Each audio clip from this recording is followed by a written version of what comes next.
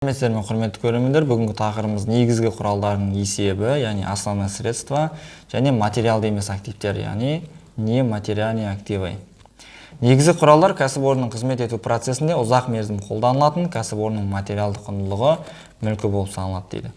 Ұзақ мерзімді активтерге жатады екен, кәсіпорынның өндіріс процесінде ұзақ мерзім пайдаланылып, осы мерзім ішінде өзінің сыртқы көрінісін, заттай қасиетін сақтай отырып, бастапқы құнын өндірілген өнімнің құнына біртіндеп ауыстырып отыратын құралдарды негізгі құралдар деп атайды дейді. Оларға нелер жатады екен? Ғимараттар жатады екен, здание, көліктер жатады екен, яғни автотранспорт, құрал жабдықтар, оборудованиялар, компьютер техникалары және мебельдер және тағы басқалар жатады екен. Негізгі құралдарды бағалаудың үш түрі бар екен. Бірінші бастапқы бағасы екен, первоначальная стоимость, яғни негізгі құралдың кіріске алғандағы бағасы екен. Бастапқы баға деген, яғни негізгі құралды сатып алғандағы баға. Одан кейін қалпына келтіру бағасы дейді. Негізгі құралды жөндеуге кеткен шығынның оның бастапқы бағасына қосылуы дейді. Яғни бастапқы бағасына ремонтына кеткен шығындар қосылады екен. Мысалы, сіз 100 мың теңгеге бір негізгі құрал сатып алатын болсаңыз, оған 5 мың теңгеге ремонт жасатсаңыз, яғни жөндеу жасатсаңыз, бастапқы бағасы 100 мың еді, яғни ремонтқа 5 мың теңге кететін болса, ол шығын, яғни сол 5 мың теңге шығын оның бастапқы бағасына 100 мыңға қосылады. Сонда 105 мың болады екен, ол қалпына келтіру бағасы екен. Келесі қалдық құны негізгі құралдың бағасынан оның тозу суммасының алынуы дейді. Яғни, мысалы, сіз жаңағыдай 100 мың теңгеге негізгі құрал сатып алсаңыз, және оның тозуына ай сайын 5 мың теңге кететін болса, және одан ай сайын 5 мың теңгеден алып тастап отырасыз. Келесі ай 95 мың болады, одан кейін тағы 5 мың теңге алып тастайсыз. Одан кейінгі ай 90 мың болады, 85-80 мың болып, солай кете береді екен. Негіз құралдар қолданысқа енгізілгенде дейді, оларға инвентар номері беріліп, материалды жауапты тұлға бекітіледі дейді. Яғни негіз құралдарда количественный учет болмайды, тауар сияқты 10, 20, 50, 100 деп, олардың әрқайсына, негіз құралдардың әрқайсына жеке-жеке бөлек-бөлек инвентар нөмірі беріледі екен, және оған материалды жауапты тұлға бекітіледі екен. Яғни әрбір адам оған жауапты ретінде бекітіледі. Және де сол негіз құралдар қолданысқа енгізілгенде форма ДА1 акт приемки передачи долгосрочных активов деген форма толтырылады екен. Одан кейін негіз құралдарды есептен шығару үш жағдайда жүргізіледі дейді, яғни списать ету. Бірінші, өндіріс процесінде ұзақ пайдалану нәтижесінде оның тозуы. Яғни негіз құралды ұзақ пайдаланамыз, ол тозады, жарамай қалады, сол кезде оны есептен шығарып жіберуге болады дейді, яғни списать етіп жіберуге болады екен. Екінші, жаңа технологиялардың дамуына байланысты оны пайдалану тиімсіз болғанда моральный износ дейді. Мысалға, сіз қазіргі таңда неше түрлі программное обеспечение шығып жатыр, программалар шығып жатыр. Яғни ол программаларды ескі компьютерлер көтере алмай қалады. Сол кезде сіз оны ескі компьютерлерді пайдалану тиімсіз болатыны, сіз сол кезде ескі компьютерді есептен шығарып жіберуіңізге болады дейді. Немесе жаңағыдай басқа да өндірістерде, заводтарда пайдаланатын жаңағыдай аппараттар болады, неше түрлі құрал жабдықтар болады. Ескісіне қарағанда жаңадан шыққандары ескісіне қарағанда көптеу және де качественный шығару мүмкін. Сол кезде ескі аппараттар тиімсіз болады, оларды пайдалану, сол кезде есептен шығарып жіберуге болады дейді. Үшінші жағдайда апат жағдайларында дейді, өрт шығу, авария, су алып кету, жер сілкіну дейді. Сол кезде біздің негіз құралдарымыз жарамай қалады, сол кезде есептен шығаруға болады дейді. Негіз құралдарды есептен шығарғанда форма ДА3 жасалады дейді, акт на выбытие, списание долгосрочных активов дейді. Яғни негіз құралдардың есебі 24-10 деген шотта жүргізіледі, ол активті шот. Мынандай болады мысалға. Жеткізіп берушіден 100 мың теңгеге негізгі құрал сатылып алынды болса, негіз құралымыз көбейеді бізде 24-10, жеткізіп берушіге қарызымыз көбейеді 33-10, сумма 100 мың болады. Осылай болады. Келесі енді біз негіз құралдардың тозуын есептейтін боламыз. Кәсіпорынның өндіріс процесіне ұзақ мерзім пайдалану нәтижесінде негіз құралдың ескіруін, яғни бастапқы қасиетін жоғалтуын тозу, износ немесе амортизация деп атайды екен. Негізгі құралдың тозуын есептеудің келесідей әдістері бар дейді. Оның ең алғашқысы кумулятивті әдіс екен. Бұл негізгі құралды пайдалану жылына байланысты есептеледі екен. Негізгі құралға есептік коэффициент анықталады, немесе кумулятивтік сан дейді. Ол негізгі құралды пайдалану жылдарының қосындысына тең дейді. Және астында мысал берілген екен, соны қарастырайық. Негізгі құралдың бастапқы бағасы дейді 280 мың теңге дейді. Бастапқы бағасы 280 мың теңге дейді, яғни 280 мың теңгеге сатып алынған. Оның пайдалану мерзімі, қолдану мерзімі 7 жыл екен, яғни 7 жыл пайдалануға арналған негізгі құрал екен. Енді осы кумулятивтік әдіске салатын боламыз. Кумулятив әдісте жаңа айттық, негізгі құралды пайдалану жылдарының қосындысына тең дейді. Яғни 7 жылға тең болатын болса, осының барлығын қосып шығамыз. Бірінші жыл қосылған, екінші жыл, үшінші жыл, төртінші жыл, бесінші жыл, алтыншы жыл және жетінші жыл. Барлығын қосатын болсақ, 28 болады екен. Яғни пайдалану жылдарының қосындысына тең деді. Яғни қосып шықтық біз 7 жылда. Бұл енді айтады.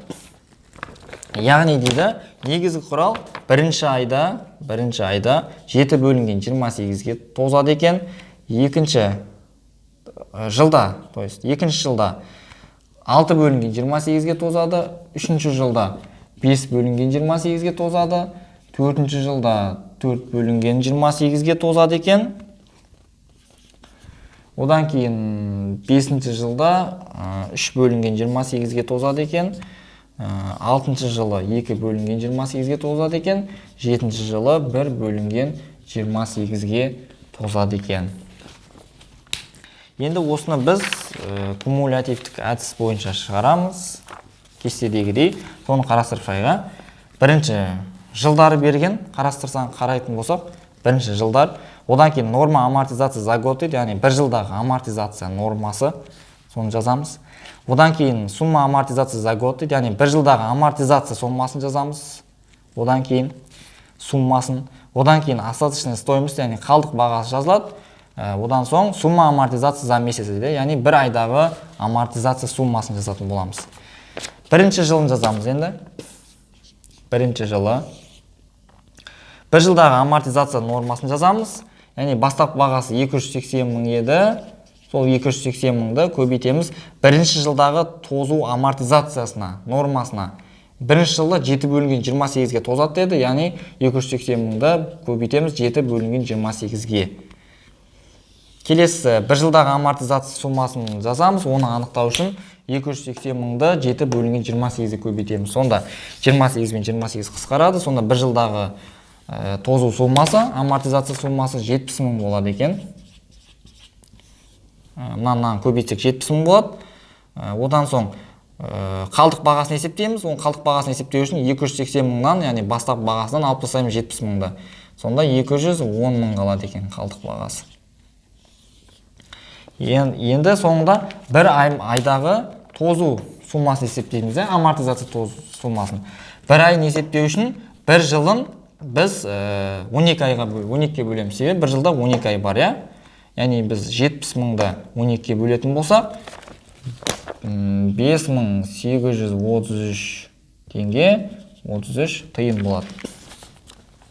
Яғни мына негіз құралға бірінші жылы бір жылға 70 мың теңге кететін болса, оның тозуына сол бірінші жылы әр ай сайын 5833 теңге 33 тиын кетеді екен. Оның тозуына есептеледі екен. Енді екінші жылын есептейміз. 280 мыңды бастапқы бағасын көбейтеміз. Екінші жылы 6 бөлінген 28-ге тозады деді. 6 бөлінген 28-ге. Сонда 28 мен 28 қысқарады, сонда 60 мың болады. 210 мыңнан алып тастаймыз 60 мыңды, сонда қалдық бағасы 150 мың қалады. Бір айдағы тозу суммасын есептеу үшін бір жылдағы тозу суммасын 12-ге бөлеміз. Сонда 60 мыңды 12-ге бөлетін болсақ 5 мың қалады екен. Яғни екінші жылы бір жыл бойы оған бір жылға екінші жылы 60 мың теңге есептеледі оның тозуына. Екінші жылы әр ай сайын 5 мың теңге есептеледі екен оның тозуына. Енді үшінші жылын есептейміз. 280 мыңды үшінші жылы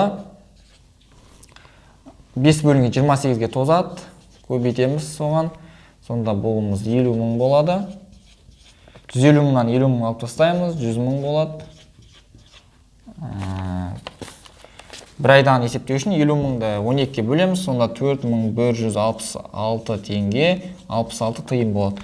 Яғни үшінші жылы оған бір жылға 50 мың теңге есептейтін болса тозуына, әр ай сайын үшінші жылы оған 4166 теңге 66 тиын есептеледі екен. Төртінші жылы 280 мыңды көбейтеміз 4 бөлінген 28-ге, себебі төртінші жылы 4 бөлінген 28-ге тозады. Сонда мұнау 40 мың болады. 100 мыңнан 40 мыңды алып тастаймыз, 60 мың болады. 40 мыңды 12-ге бөлеміз, сонда 3333 теңге 33 тиын болады. Яғни төртінші жылы оған бір жылға 40 мың теңге есептелетін болса, амортизациясына, яғни тозуына 40 мыңды 12 айға бөлетін болсақ, төртінші жылы әр ай сайын оған 3333 теңге 33 тиын есептелінеді. Бесінші жылын есептейміз, 280 мыңды көбейтеміз. Бесінші жылы 3 бөлінген 28-ге тозады, соған көбейтеміз. Сонда бұл 30 мың болады. 60 мыңнан 30 мыңды алып тастаймыз, сонда қалдық бағасы 30 мың қалады. 30 мыңды 12-ге бөлеміз, сонда 2500 болады. Бесінші жылы оған бір жылға 30 мың теңге есептелсе тозуына, амортизациясына, және де бесінші жылы әр ай сайын оған тозуына 2500 теңгеден есептейді. Алтыншы жылы 280 мыңды көбейтеміз 2 бөлінген 28-ге, себебі 6-шы жылы 2 бөлінген 28-ге тозады, сонда 20 мың қалады. 30 мыңнан 20 мыңды алып тастаймыз, 10 мың қалады, қалдық бағасы. 20 мыңды 12-ге бөлеміз, 1666 теңге 66 тиын болады. Яғни 6-шы жылы оған бір жылға 20 мың теңге есептелетін болса тозуына, және де 6-шы жылы оған әр ай сайын 1666 теңге 66 тиын есептелінеді. 7-ші жылы, соңғы жылы 280 мыңды көбейтеміз 1 бөлінген 28-ге, себебі 7-ші жылы 1 бөлінген 28-ге тозады, сонда 10 мың қалады. 10 мыңнан 10 мыңды алып тастаймыз, 0 болады. 10 мыңды 12-ге бөлеміз, 833 теңге 33 тиын болады екен. Яғни 7-ші жылы оның тозуына 10 мың теңге есептелетін болса, бір жылға 7-ші жылы әр ай сайын 833 теңге 33 тиын есептелінеді. 7-ші жылдан кейін оны есептен шығарып тастаймыз. Себебі бұл негіз құрал 7 жыл пайдалануға арналған негіз құрал екен. Жалпы кумулятивтік әдіс бойынша осылай шығарамыз. Келесі пропорционалды әдіс екен. Өндірістік әдіс деп те аталады екен, производственный метод. Негіз құралдың бір айда тозуын есептеу үшін оның бір дана өнім өндіргендегі тозу суммасын есептеп, оны сол айда өндірген өнімінің санына көбейту керек дейді. Мысалы берілген екен, негіз құралдың бастапқы бағасы 720 мың теңге дейді. Келесі пропорционалдық әдіс бойынша негіз құралдың бастапқы бағасы 720 мың, яғни 720 мыңға сатылып алынған. Ол өзінің пайдалану мерзімінде 36 мың дана өнім өндіру тиіс дейді. Яғни бұл 36 мың дана өнім өндіруге арналған негіз құрал екен. Осы негіз құрал дейді, бірінші айда дейді, бірінші айда 700 дана өнім өндірген болса, екінші айда 750 дана өнім өндірген екен. Және де осы негіз құралдың бір дана өнім өндіргендегі тозу суммасы, оны есептеу үшін оның бастапқы бағасын, яғни 720 мыңды сатып алынғанда, кіріскеге алынғанда бағасын бөлеміз, қанша негіз өнім өндіруге арналған негіз құрал, қанша 36 мың өнім өндіре ма, соны бөлеміз. Сонда екеуі қысқарады, 20 теңге болады екен. Яғни ол бір дана өнім өндірген сайын оған, яғни бір дана өнім өндіргенде ол 20 теңгеге тозады екен. Түсінікті ғой, яғни бұл бірінші айда 700 дана өнім өндірді. Яғни бірінші ай 700 дана болғандықтан біз осы 700-ді көбейтеміз бір дана өнім өндіргенде тозу суммасына 20-ға. Сонда бұл болады 14 мың. Екінші айында 750 дана өнім өндірді. 750-ді көбейтеміз 20-ға. Сонда бұл болады 15 мың. Яғни бірінші айда ол 700 дана өнім өндіріп 14 мың теңгеге тозды. Екінші айда 750 дана өнім өндіріп 15 мың теңгеге тозды. Солай 36 мың дана өнім өндіргенге дейін жалғаса береді. 36 мың дана өнім өндіргеннен кейін оны есептен шығаруға болады. Себебі ол 36 мың дана өнім өндіруге арналған негізгі құрал екен. Яғни бұл жерде пропорционалды әдіс, кумулятивтік әдіс бойынша уақытына қарамайды екен. Яғни көп өндірген сайын тез тозады екен. Бұл түсінікті ғой. Келесі сызықтық әдіс дейді, линейный метод. Негіз құралдың тозуын есептеу үшін дейді, оның бір жылдағы тозу нормасы қолданылады екен. Яғни бір айдағы тозу суммасын есептеу үшін негіз құралдың бағасын оның бір жылдағы тозу нормасына көбейтіп 12-ге бөледі дейді. Мысалы дейді, компьютердің бағасы 120 мың теңге дейді. Яғни бұл сызықтық әдіс бойынша компьютердің бағасы 120 мың теңге дейді. Және оның бір жылдағы тозу нормасы дейді, бір жылдағы тозу нормасы 25% екен. Компьютерлердікі негізі 25% мен 30% аралығында болады. Бірақ бұл компьютер 25%-ға арналған екен. Яғни әр негіз құрал интернеттен көрсеңіздер болады. Қанша процент екен оның тозу нормасы.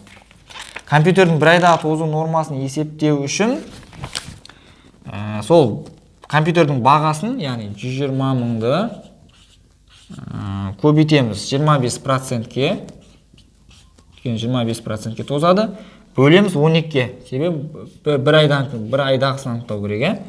12-ке бөлетін болсақ, 2500 шығады. Яғни бұл компьютер әр айда 2500 теңгеге тозады екен. Келесі, негіз құралдың тозуы дейді, кәсіпорында есептеледі және оның шығындары болып саналады. Яғни негіз құрал тозған сайын кәсіпорынға шығын болып келеді екен. Тозу немесе амортизация негіз құралдың пайдалану мақсатына байланысты шығындарға жабылады дейді. Яғни әкімшілік шығындар болса 72,10, тауар сатуға, қызмет көрсетуге, жұмыс орындауға кеткен шығын болса 71,10 болады екен. Полуфабрикат өндірісі бойынша болса 82,10, көмекші өндіріс болса 83,10, негізгі өндіріске кеткен қосымша шығын болса 84,10 болады екен. Негізгі құралдың тозуы 24-20 деген шотта жүргізіледі екен, тозуы. Әкімшілік мақсатта қолданылатын негіз құралға тозу есептелді дейтін болса, дебетте 72,10 болады, себебі шығын 72,10-ға жабылады, және тозуы 24-20 болады. Себебі біз қарызымыз көбейіп жатыр, тозу есептеліп жатыр бұл жерде. Кредиторлық қарызы көбейіп жатыр. Кредитте 24-20 келеді. Келесі, тауар сату, қызмет көрсету, жұмыс орындау мақсатында қолданылатын негіз құралға тозу есептелді дейтін болса, дебетте 71,10 деген шығынға жабылады, кредит 24-20 болады тозуы. Негізгі өндірісте қолданылатын негіз құралға тозу есептелетін болса, яғни бұл жерде негізгі өндіріске қосымша кеткен шығын болғандықтан, дебетінде 84,10, кредитінде 24-20 болады. Полуфабрикат өндірісіне қолданылатын негіз құралға тозу есептелетін болса, дебетте 82,10, кредитте 24-20 болады. Көмекші өндірісте қолданылатын негіз құралға тозу есептелді дейтін болса, дебетте 83,10, кредитінде 24-20 деген шот қолданылады. Астында сіздерде 3 тапсырма берілген. Сол 3 тапсырма сіздерге үй жұмысына беріледі. Соны мұқият орындаңыздар. Келесі тақырыбымыз материалды емес активтердің есебі, яғни НМА дейді қысқаша. Толық айтатын болсақ, не материальные активы дейді. Материалды емес активтер кәсіпорынның қызмет ету процесіне ұзақ мерзім қолданылатын кәсіпорынның интеллектуалды меншігі болып саналады дейді. Ұзақ мерзімді активтерге жатады екен. Кәсіпорында ұзақ мерзім пайдалану мерзімде амортизацияға ұшырайтын активтер екен. Бұларды негіз құралдар сияқты. Оларға лицензия жатады, патент, авторлық құқық жатады екен, авторское право, бағдарламалық жабдықтар, программное обеспечение, ноу-хау және тағы басқа жатады. Материалды емес активтердің материалды негізі жоқ, яғни ол ұстап алатын зат емес дейді. Материалды емес активтердің есебі бухгалтерлік есепте 27-30 деген шотта жүргізіледі екен. Ол активті шот, көбею дебетте, азаю, яғни тозуы, немесе есептен шығарылуы кредитте көрсетіледі екен. Материалды емес активтер кіріске алынғанда төмендегідей шоттар корреспонденциясы орындалады дейді. Яғни сатып алған кезде дебетте 27-30 болады, өйткені материалды емес актив көбейеді, кредитінде 33-10 жеткізіп берушіге қарызымыз көбейеді, сатып алды дейтін болса. Материалды емес активтердің тозуы 27-40 деген шотта жүргізіледі екен. Әкімшілік мақсатта қолданылатын материалды емес активтерге тозу есептелетін болса, дебет 72-10, кредит 27-40 болады. Тауар сату, қызмет көрсету, жұмыс орындау мақсатына қолданылатын материалды емес активтерге тозу есептелді дейтін болса, дебет 71-10, кредит 27-40 болады екен. Негізгі өндірісте қолданылатын материалды емес активтерге тозу есептелетін болса, дебеті 84-10, кредит 27-40. Полуфабрикат өндірісіне қолданылатын материалды емес активтерге тозу есептелетін болса, дебет 82-10, кредит 27-40. Көмекші өндірісте қолданылатын материалды емес активтерге тозу есептелетін болса, дебет 83-10, кредит 27-40 екен. Материалды емес активтердің амортизациясын есептеу үшін негізгі құралдардың тозуын есептегендегі әдістер қолданылады дейді. Яғни бұларға да негізгі құралдарды есептеген әдістер бойынша кумулятивтік әдісті де, пропорционалды және сызықтық әдісті де қолдануға болады екен. Бүгінгі тақырыбымыз осымен аяқталды. Келесі көріскенше сау, сәлеметте болыңыздар.